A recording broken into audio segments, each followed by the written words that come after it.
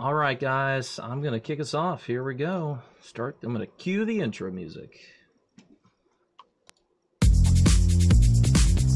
All right. Oh, data lovers, I forgot to put my screen up here to get. Hey, there we go. Hey there, data lovers, and welcome to another I Love Data Fridays here at the International Data Evaluation Center on the campuses of The Ohio State University. In case you're wondering, that's how you have to say it. So, hey, ladies and gentlemen, I want to welcome you to a very special edition of I Love Data Fridays. And boy, are we going to talk some data today, because we are going to be talking about the reading recovery follow-up study that we are going to be doing with the Center for Research and Education and Social Policy they are located at the University of Delaware. So let me get to the next slide here. So hey folks, who is talking data today? Well, of course you have me, Jeff Breimer-Bashore, Director of IT and Operations here at the International Data Evaluation Center. But also I have the lovely folks from CRESP along with me. That's the Center for Research and Education and Social Policy, like I said, at the University of Delaware. And my colleagues, I'm going to run down everyone's name here real quick, and then once I get done, why don't you all do like a big collective hello. So on the other side of the internet today with joining me, I have Keisha Jones. The next person you might recognize from our I3 grant, I have Henry May. And though many of you may not know this name is very familiar to me because I certainly sent this person a lot of data during the last I3 grant. We have Horatio Blackman with us today. And then we have Ali Englert and Sue Giancola. So welcome, everybody.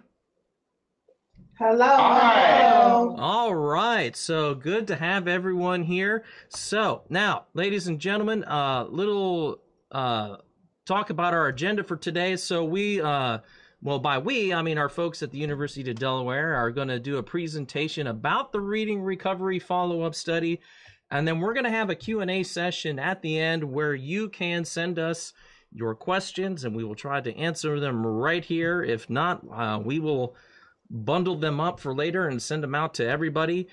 And what you can do is you can ask your questions right here at www.slido.com. And you just put in event code X171, and that will get you up there. And I am monitoring questions right now. We'll try to save our questions till the end, though. The good news is we practiced this on Tuesday, and it took us just under 30 minutes, I think, to get through doing our practice on Thursday. So plenty of time for people to ask questions. So ladies and gentlemen, I'm going to say without further ado, let's talk a little data, and I'm going to turn things over there to Keisha. Keisha, give me 1 second to change my screen, and I am ready to go. Hello, everyone. Keisha Jones here. I am a research professor here at the University of Delaware in our Center for Research and Education and Social Policy. And as you all may previously know, we've conducted an initial reading recovery study starting in 2010 that found some evidence of impacts on reading recovery first grade students' literacy. So this study that we're going to talk about today is a follow-up to that study that's designed to examine if the impacts that we previously found were sustained through third and fourth grade for these students. It's a 3-year study, and it's conducted by CRESP and funded by IES. So through this PowerPoint, the whole point of it is to talk about the data collection activities. We'll be collecting both survey and test data with your assistance from the students who participated in the I3 study, as well as from the students that participated, from students who were in the non-I3 schools. We will not start the data collection activities with those schools. We sought some additional funding from IES to get the data from those schools. So we hope to get that funding pretty soon, and we'll start with them shortly thereafter, but I'll talk about the timing of everything a little bit later. But we are starting with cohort 1, I3 schools for now, and we'll be collecting data amongst both reading recovery students as well as tested non-instructed students. So we're asking you all as teacher leaders or reading recovery teachers to help us with these data collection activities. And we'll talk about who's responsible, but ideally the teacher leader can collect these data themselves, or you all can designate a reading recovery teacher at the individual school to collect the data. Whoever you decide is going to collect the data, both the test data and the survey data, will receive a $75 gift card for helping us out with this study. So we're starting with cohort 1. So these would be first grade students who were in the study in the 2011-12 school year. We will start this data collection next week, hopefully, with cohort 1, I3 schools only, and then starting in February, we'll follow up with cohort 2, and then October cohort 3, and next 2019 cohort 4. And you'll see communications from us, and they will come from Reading Recovery Follow-Up Study. That is what the line should say. We encourage you to check your spam mail because sometimes our emails do end up in your spam. So check your spam periodically throughout these data collection periods, just to make sure they're not falling in your spam folders. The schools that we have selected to participate in the follow-up study are those schools that had at least 7 reading recovery students and 2 tested non-instructed students in each cohort year. So the data collection activities for this period, for this study, are a pre-survey, which I'll get into in one second, a school and student survey, as well as the submission of test data. The pre-survey is designed for the teacher leaders to tell us who is going to collect the data. And I'll show you a bit of a preview of what that survey looks like. In that survey, you'll also see a list of students who we will be collecting data on. So once again, you'll see an email from us. It will say it will come from Reading Recovery Follow-Up Study, and there'll be a description of the data collection activity right in that email. And at the bottom of the email, you'll see links that they're individualized links for you to click on that will lead you right to a page like this. This is the pre-survey. So in the pre-survey, you'll see that this particular teacher leader, had 3 schools. Their first school is Willard, and there were 3 students, for example, at this school: Florence, Regina, and Teddy. So you'll tell us if you as a teacher leader will be collecting this data by giving the first name, last name, or email address, or somebody, or the reading recovery teacher at the school. And then this, oh boy. Okay, there we go. Then this teacher leader had 2 more schools, so they'll add the person who's going to collect the data for those 2 schools as well, and that's it. So you all will have 1 week to complete that data collection activity, and we will start to send that communication out next week for the I3 schools.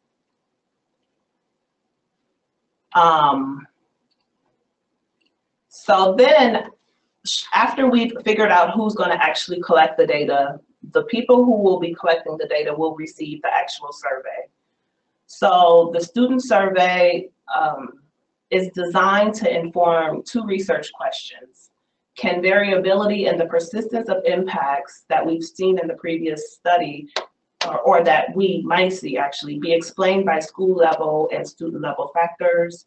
And what performance monitoring or interventions did students experience from 1st through 4th grades? And this is where we'll need your help with this particular survey. The student survey will collect information on students' primary literacy curriculum. So we'll ask you to actually identify the curriculums that the students had from 1st to 4th grade and describe them in terms of their structure, the student groupings, instructional time, etc. Then the second section, we will ask you about the school characteristics. Did the grade levels change? Or I'm sorry, what grade levels were offered at the school, and or were there changes in administration? And then the third section is where you'll dig a little deeper into students' literacy from first to fourth grade. We'll ask you to identify the interventions that the students received, whether they were retained from first to fourth grade, whether they received an IEP, and whether they were continuously monitored. I'm going to hand it over to Allie Engler, who has done the development of this survey, so she can walk you through what the actual survey will look like so you can have an idea of what will be involved in the data collection for this survey. Hello, so this is Allie. As Keisha mentioned, very much like the pre-survey, for the survey itself, you will be receiving an email from our follow-up. And in that email will be a link to our actual survey. You will be asked to identify the students that you can locate to provide curriculum and intervention information on. And after those students are identified, you will be directed to this screen here, which asks for you to identify the primary curriculum. So here we can see that we have 3 students, Florence, Regina, and Teddy, and this is looking at their 4th grade curriculum. So each student will have a drop-down option associated with their name, and you will be required to identify the primary curriculum for each student. We will have pre-populated fields. Here you can see that we have both Accelerated Reader for Florence Smith and Achieve the Core for Regina Foster. And there will also be an Other option. If you select Other, you will later on be directed to provide a text entry of what that other curriculum's name was, and you will be asked to provide, to answer questions regarding that curriculum. So for demonstration purposes only, we're just going to go with Accelerated Reader, so you can see what our questions are. And you will be looped through each of the following questions for each of the curriculums that you select. So if you have 3 students and all 3 have the same primary curriculum, so for example, they all have Accelerated Reader, you will only see this screen once. So for Accelerated Reader, you will be asked to provide the total amount of time spent in an average day on this curriculum.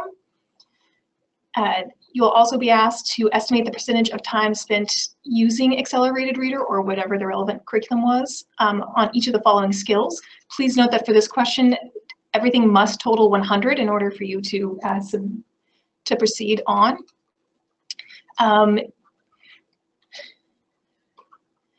The next question will be, was Accelerated Reader or relevant curriculum scheduled in a single block of time? And how students were grouped for this curriculum. Within that grouping, how was the curriculum delivered? And did these groupings change during the student's academic 4th grade year? And then whether they changed, if at all.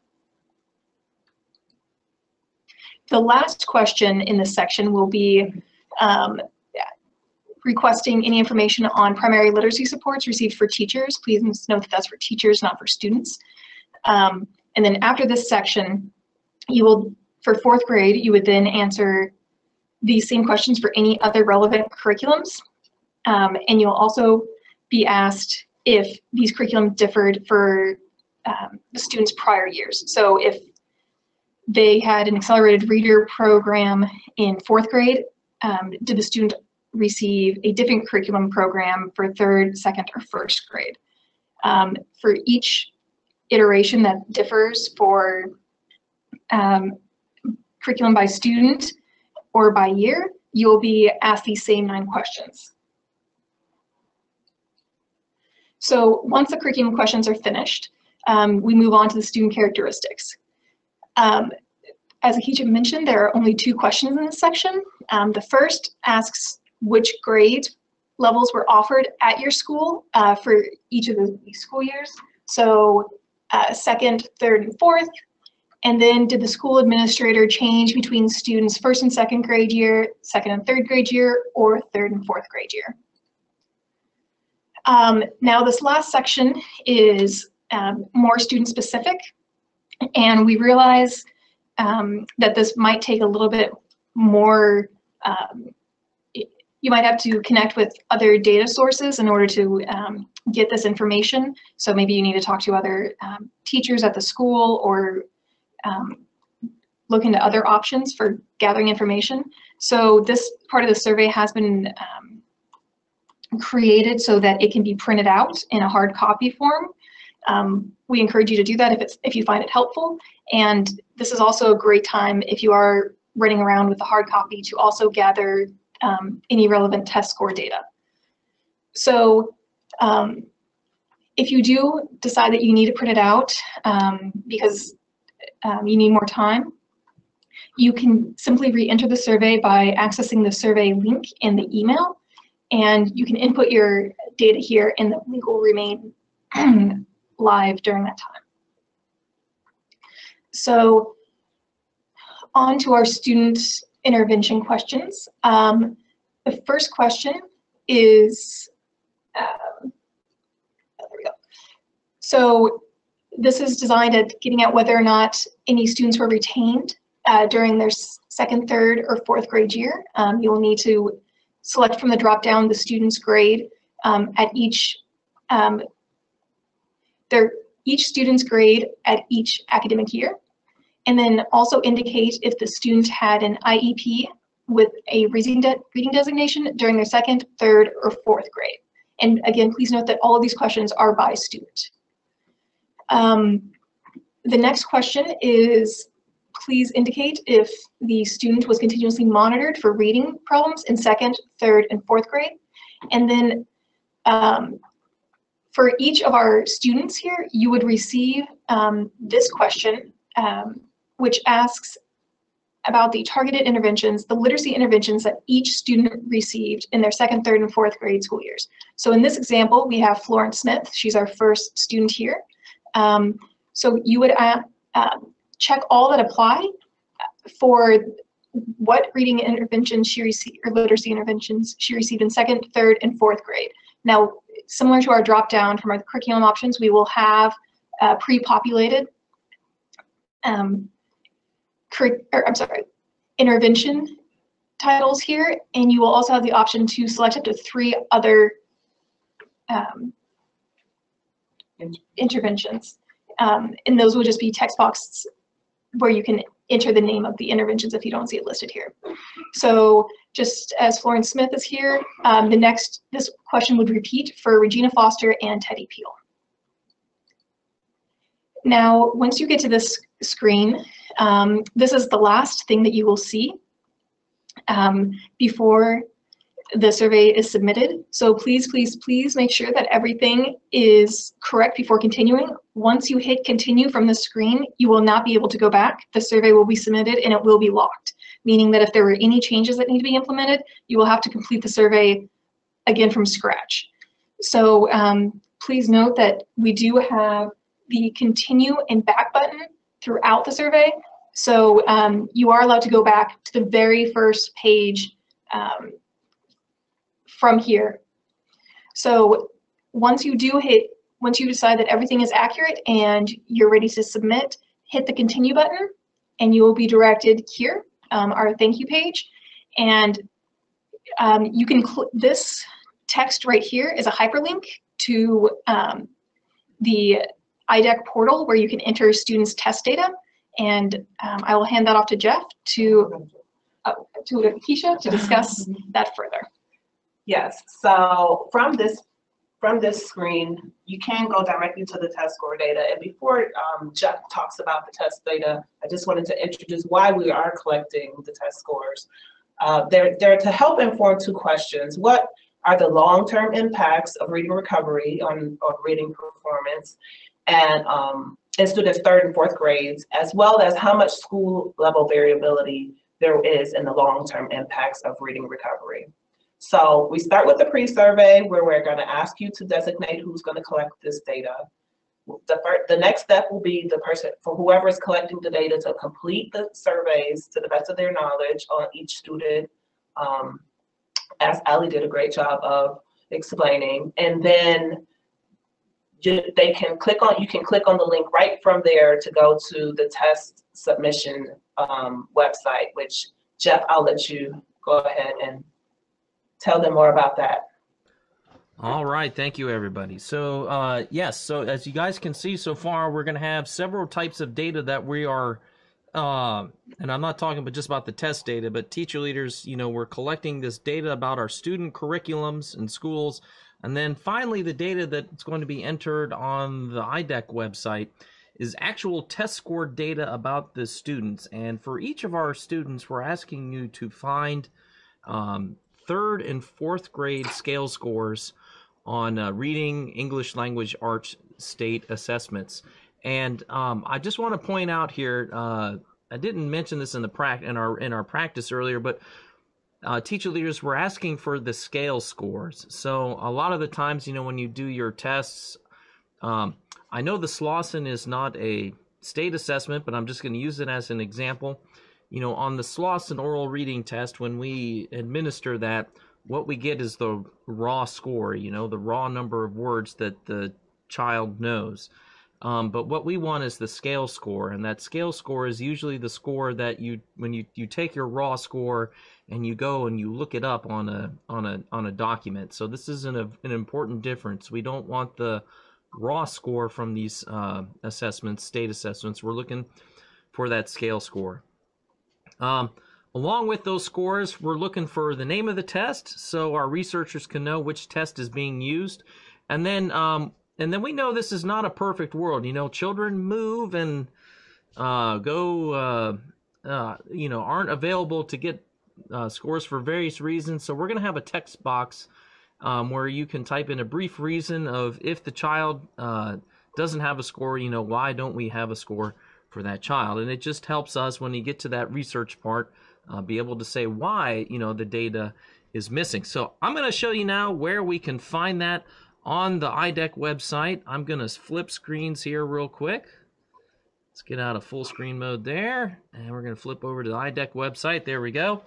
So teacher leaders, you certainly recognize our student data entry page. You all stare at that a lot during the school year.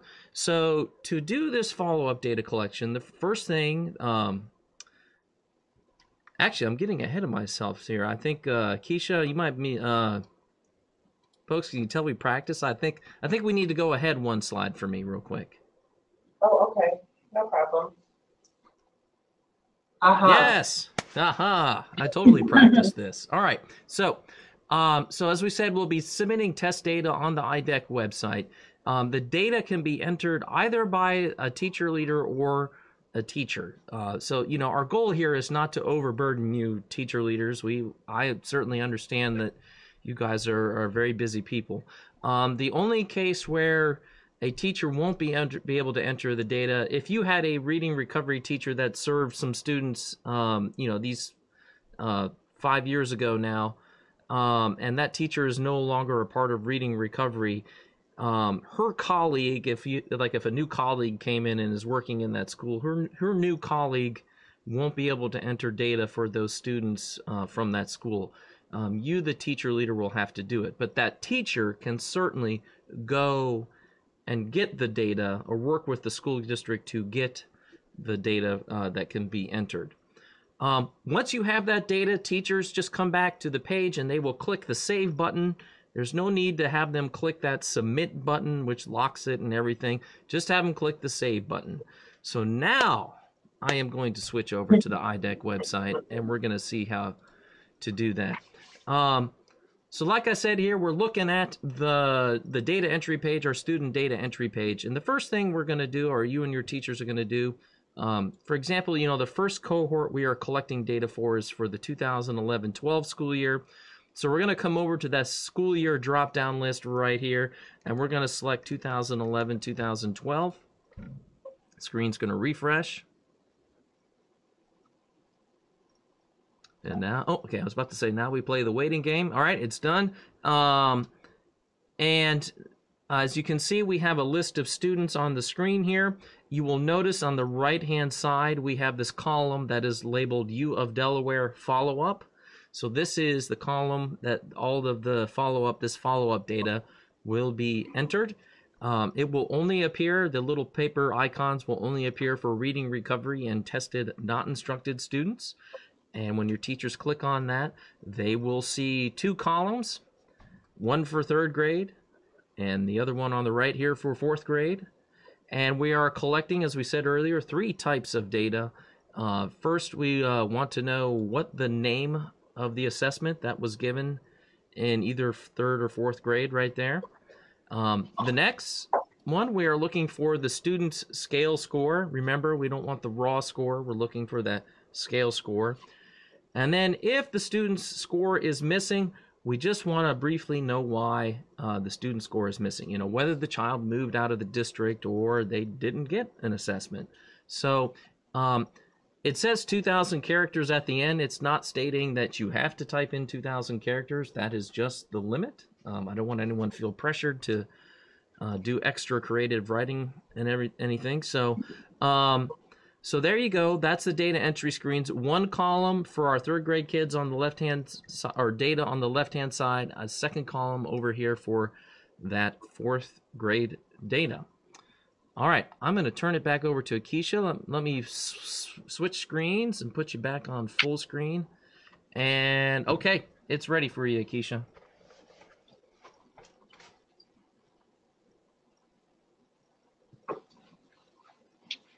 Hey, Jeff. Oh, okay. Sorry. Had a quick question. So I'm here. So yes, thank you. So next week you all will receive the pre-survey, which is where you'll designate who will actually do the data collection. Just a quick reminder that for your efforts, whoever will collect the school level data or the data for the school will receive a $75 gift card.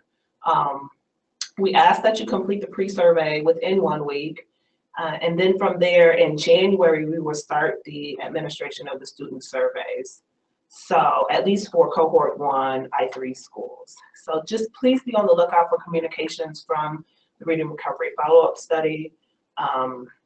We will notify the non-I3 school teacher leaders as soon as we know about the funding to approve that data collection, the data collection activity for those schools. And just some additional resources for everyone. We do have a website for the study. It is www.cresp.udel.edu/RR follow-up. And from there, there are a couple of other pages. There's a data collection activities page, which really details what we're trying to do with our data collection activities and your role in that process, as well as a frequently asked questions web page or page that you can frequent if you have any questions that might be more general questions. But if you do have some specific questions, you can contact us here at CRESP directly at cresp-rr@udel.edu. And if you have test data questions or general questions, feel free to contact IDEC. Jeff, were there any questions from the participants? Yeah, so yes, there are. So actually, I'll say in general here, teacher leaders, now is the time you can start typing your questions to us over at slido.com. I am going to drag that screen up on over on my main screen here. Yeah, so we do have one question already. It says, what permissions will any teacher or teacher leader have to get in order to collect and submit sensitive data outside of a district's collection/use policy? So I'll start by saying I think it's just a good, in general, first to just let a school district know that they have been identified to participate in the study. We already have had talks. IDEC has already had talks with some school districts. Some school districts require IDEC to sign a data sharing agreement to just do the regular reading recovery data collection, and in most of those agreements are a stipulation about sharing data with a third party. And so we've already contacted some school districts who have these agreements with us about sharing data with a third party. That third party being the University of Delaware. So if you do happen to run into that, that's fine. Just give the help desk an email about data sharing agreements if you need that. It's better to do that sooner rather than later. Especially, I will let you know that Ohio State bureaucracy moves notoriously slow. And it's not, I can't, or IDEC or anyone at IDEC can't personally sign agreements. We have to send them up through a process of Ohio State legal and have someone else sign those agreements. Keisha, did you guys want to add anything in, or? Yeah, so I would also point out, this is Henry. I would also point out that all the children who are participating in the long-term effects study were initially consented back in 2011 or 2012, 13, 14, as the case may be, for participation in the follow-up study. And given that what we're doing now is collecting data from administrative databases, we don't have to go back to the individual children or their parents to get consent again. Under FERPA laws, that sort of data sharing can happen with a, essentially a data sharing agreement between the school district and IDEC with us as a third party, or if there's no formal data sharing agreement, it's governed by whatever the agreement is between IDEC and the district informally. All right. So no other questions have popped up yet, but I'm going to say, teacher leaders, if you have any questions, please feel free to type them up there. We'll take them now. We'll sit here and wait. In the meantime, I'm trying to think of any other information that maybe we want to share. So I'll say this, and Henry and anyone on the team over there, correct me if I start going astray, is that what I think it's really important about, or what's nice about this study, is that at times I feel like, reading recovery kind of gets battered on the head about, like, there's no sustained effects. And whenever you encounter a situation like that in a school, it's hard to say why a child may have or may not have sustained their reading recovery effects. But that's what this study is trying to investigate, is like, when are they sustaining effects, and why, what are the attributes that can be contributed to that? And then also, sort of the converse, if they're not sustaining effects, what is contributing to that? And, I think we all kind of have our own assumptions that, a good formal structure supporting a student is one way to sustain those effects. But, hopefully through this, we'll be able to sort of, have the research behind that. Oh, we got a second question here. Someone's, so this one is from Jim Schnug, trainer here at Ohio State. So it says, but this is a second discrete study. Henry, you are saying those original agreements still hold according to FERPA for this second study? Yeah, to my knowledge, they do.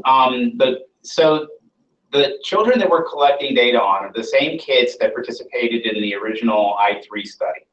Now, I think what's not clear is what the consent looked like for the kids that were in tested, not instructed schools that were not part of the I3 study. The intention of the tested, not instructed schools in I3 was that, yeah, we were going to go back and collect follow-up data. And we in fact did collect follow-up data for third grade for the first cohort of kids that was in the I3 study. The answer is basically yes. Yeah, those consents do apply in that they stated that, hey, we're going to be looking at third grade scores. Okay. Teacher leaders, I'm still gonna keep submitting your questions. Oh, I see someone submitted one over on the YouTube live chat. So let me read this off here. Let me bring the window over. It says, the gift certificate, where is that with? It will be an Amazon gift card. Amazon. So they'll receive it electronically, and they can use it on Amazon, or they can gift it to somebody else if they wanted to. Okay. Thank you, Jenny, for that question. Okay, I've got two more here.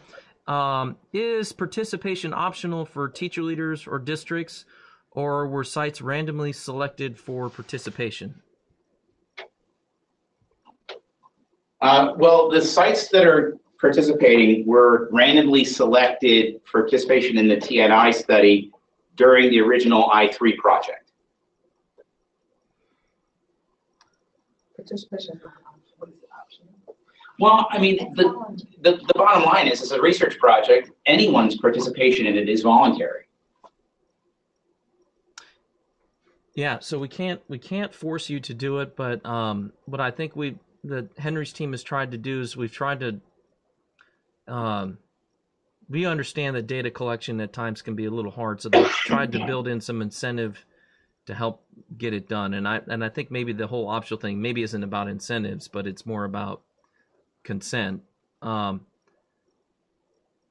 Henry, do you want to talk about? IDEC originally kind of we sent you a list of schools that were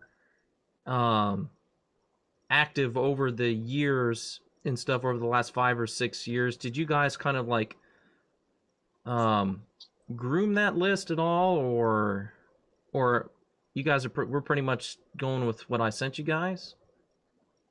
Well, we're going to limit it to some extent because some of the TNI schools didn't enroll enough students.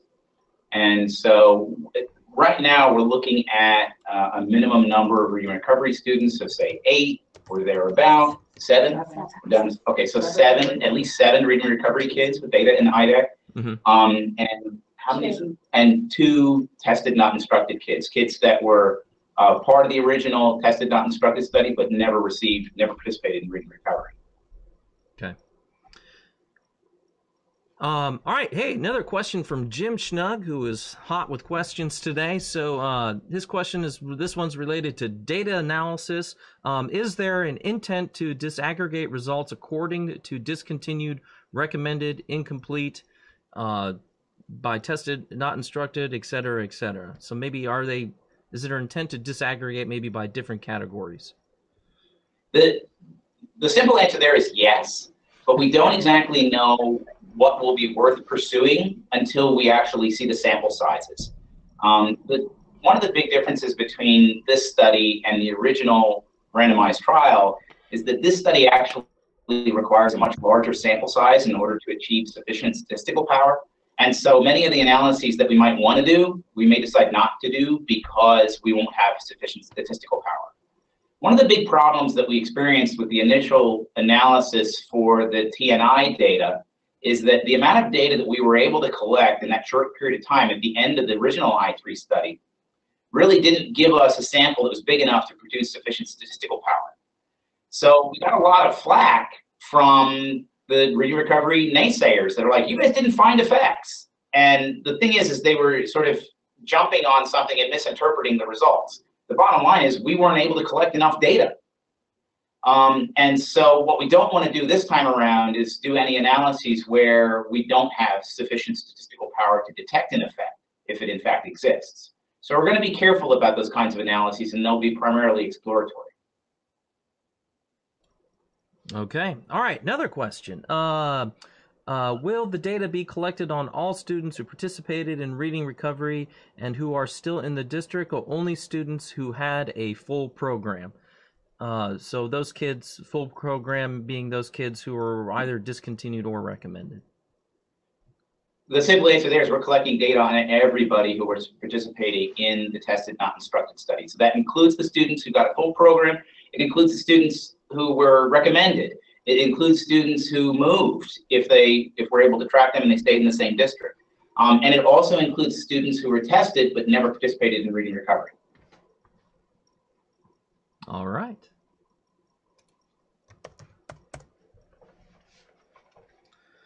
All right, ladies and gentlemen, we have no new questions yet. We'll just wait here for maybe another 30 seconds here. Let's see what rolls in.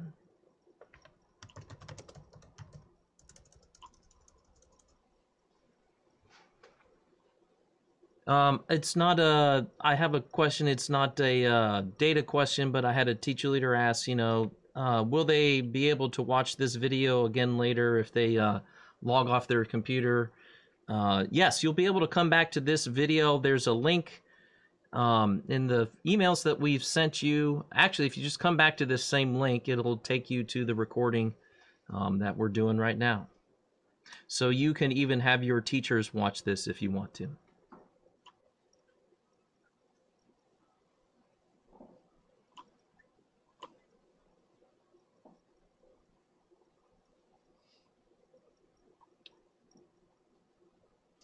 So I'm trying to think of something interesting to ask you all, but I'm like completely not coming up with anything.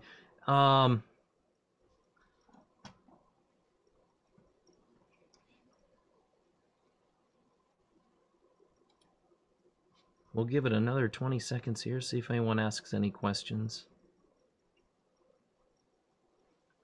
You know what? This wasn't a question that came in over this, and Henry, I actually asked you it earlier. Was the question I had a teacher leader emailed me who was going to ask if you were going to look at or could results be generated by state, and if I'm remembering correctly, your answer was we have to once again be careful about the sample size. That any time that we kind of go to a smaller sample, we may not just have enough data to really do a good analysis at like a state level. But if it's possible, it's going to depend upon the sample size for that state. Yeah.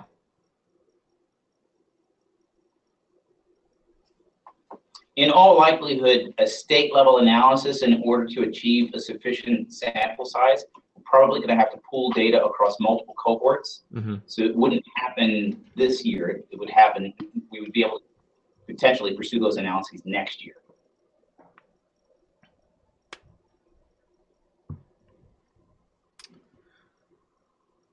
All right, still no new questions here. Give it just a few more seconds.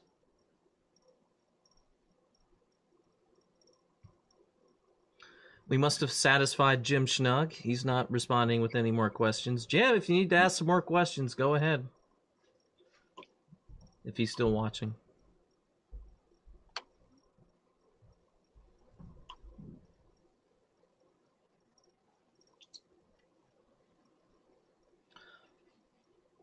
All right. Well, Henry, if you're a team, I think we've maybe exhausted our questions here, or people might be writing a really long question. So I think we'll go ahead and we'll call this webinar to a close. Ladies and gentlemen, I think what we'll do is we will, Keisha, is it all right if I send out a PDF version of these slides to everybody? Sure. And we'll do that. And I will send you the latest and greatest. Okay. And then you can send. Yeah. And then we'll grab a copy of these questions. Well, I don't have the responses typed out, so I guess we'll have to type out the responses. But we'll try to we'll compile the list of questions and answers, and we'll pass those around to everybody. Jim did respond. He said, "Ha ha, I know, Jim. We're good friends, and we want to give you a hard time." So, all right. So, Jeff, yes, I can just a quick reminder. One, if they do have study-related questions, they can email us. Number two is we do have a frequently asked questions webpage. I can PDF that. We can answer some of the questions that were asked today in that frequently asked questions webpage and PDF that if you want to send that along with the PowerPoint. Actually, yes, I think that'd be great. Yes, excellent. Okay, we can do that. All right. So, all right, I'm going to start playing my outro music here. All right, ladies and gentlemen, I want to say thank you for participating in this special edition of I Love Data Fridays. It was a great chance to get to talk to the people at CRESP and learn about this new reading recovery follow-up study. And ladies and gentlemen, have a good weekend, and we will talk data to you later.